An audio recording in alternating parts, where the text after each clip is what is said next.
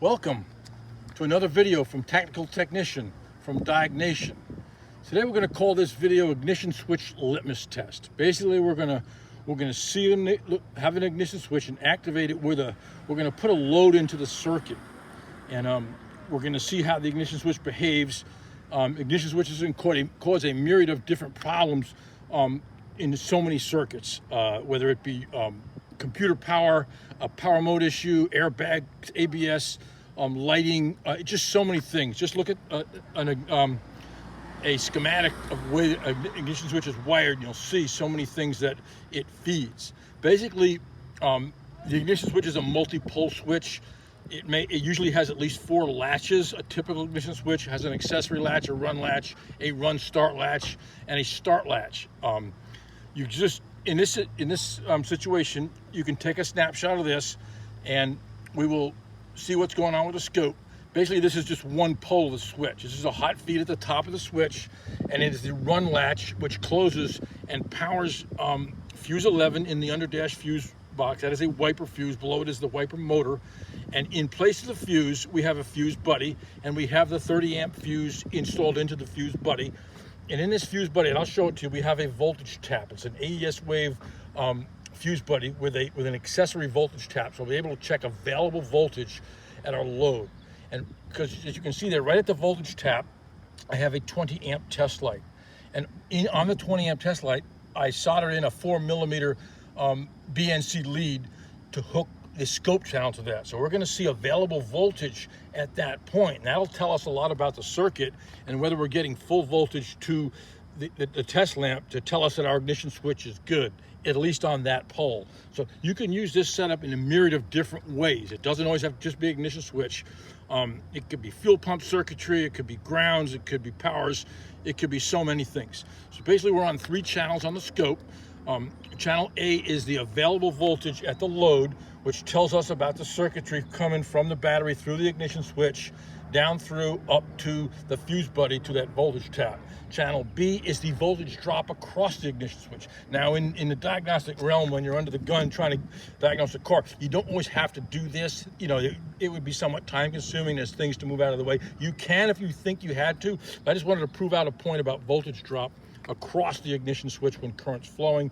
Channel C is a current clamp right at the output of the ignition switch, just to kind of see how the relationship between voltage drop, current, and available voltage is. So I'm going to go in the car and I'm going to show you the setup. This is a 20 amp test light, homemade. It's got some banana jacks on it.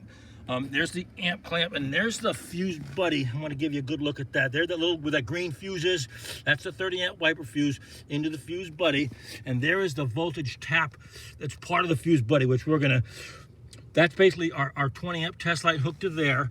And from there you can see where we have a tap for the scope channel. There's the blue channel, okay, on the test light, so you can get an idea what's going on. I will activate it. I'll activate the key on once or twice just to see the light, then we'll get the scope. Okay, so basically I'm going to turn the key to run, and we lit up, off, run again. Okay, I'll turn it back off. Now we're going to go to the scope. We're going to talk about our channels. We got 3 of them.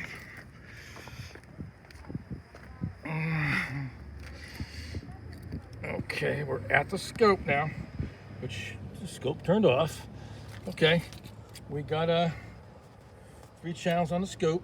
We got the green is the current, blue is the available voltage at the load, our 20 amp test light, and you can't see red because it's off scale, because I'm across that switch and it's got a hot feed, and then the other end is grounded. You will see that once I turn the key on. You will see the voltage drop. So let me turn the scope on, and now we're going across, and now we're going. I'll activate the ignition switch a few times.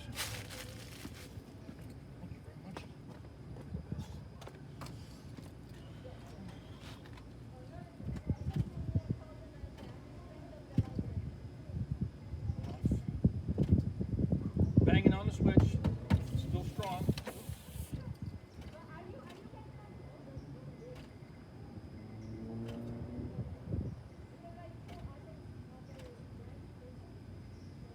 Okay, let's analyze.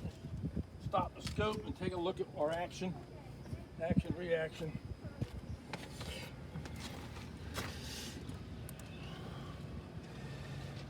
Okay, we'll go back. Okay, here we go. This is our action reaction right here. When I turn the ignition switch on, we see okay, come on, mouse. We can see we have available voltage at our load, which tells us that our ignition switch is good. We got almost 11 volts there. We do have a 20 amp pull, and the car is not running. Our current, our in green flowing through the ignition switch is looks to be about 18, almost 19 amps, which the test light is about a 20 amp roughly. I probably didn't zero that perfectly like I usually don't, but I'll see our delta if we get a difference in current. Either way, we see we got about 21 amps. Well, no, that's not correct. Let me give you the right thing. We got a rush in about 30. That's a good, that right there in itself, that's a small period of time, but that's a good test of our switch. And then we plateau about 1709 through our headlamp, through our test light. Our voltage drop, okay, our voltage drop through our switch is about 340 millivolts, which tells us that our switch is good and that we're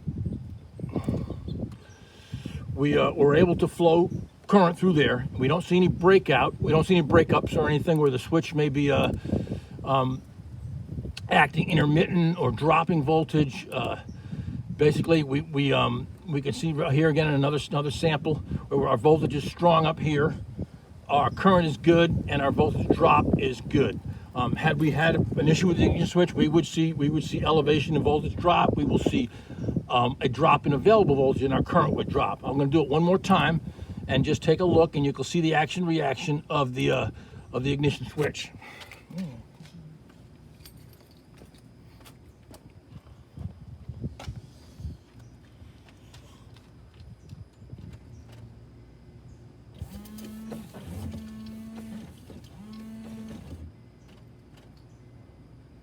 Okay, did something different that time, and you probably heard it.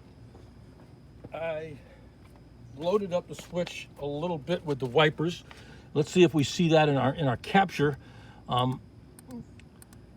Okay, you probably see that. Okay, what I did is I turned the wiper motor on, so we had obviously more current flowing this time because the added load of the wipers. We went about 22 amps, which is expected. We're flowing into our wiper motor and our 20 amp test light, so that's a good amount of amperage. How much voltage did we drop? How much available voltage do we have? We have about 1064. That's good. That's good at our test light. So we didn't again validates that ignition switch. It's a pretty good test because that ignition switch is flowing quite a bit of current through it, and our voltage drop is about, okay, I'm going to say maybe 426 millivolts right there. You can see the hash. There's the load of that motor, that wiper motor moving on and off. But anyway, there's your capture. And as far as ignition switches, always sometimes they're intermittent. Sometimes they have to be they have to get hot. You have to kind of give them a good test. Make them prove out that they can flow current. And again, this is just one pole of the ignition switch. Look at your schematic. They have multi-poles, they have accessory, they have run, they have start, they have run and start together. So you may have one portion of the switch bad. So you have to look at your symptom, look at your underlying symptom, your electrical issue, and then follow it back to the ignition switch. And if you have the ignition switch under suspicion, this is a really good way to prove it out. Anyway, another video from Tactical Technician and Diagnation. Thank you very much.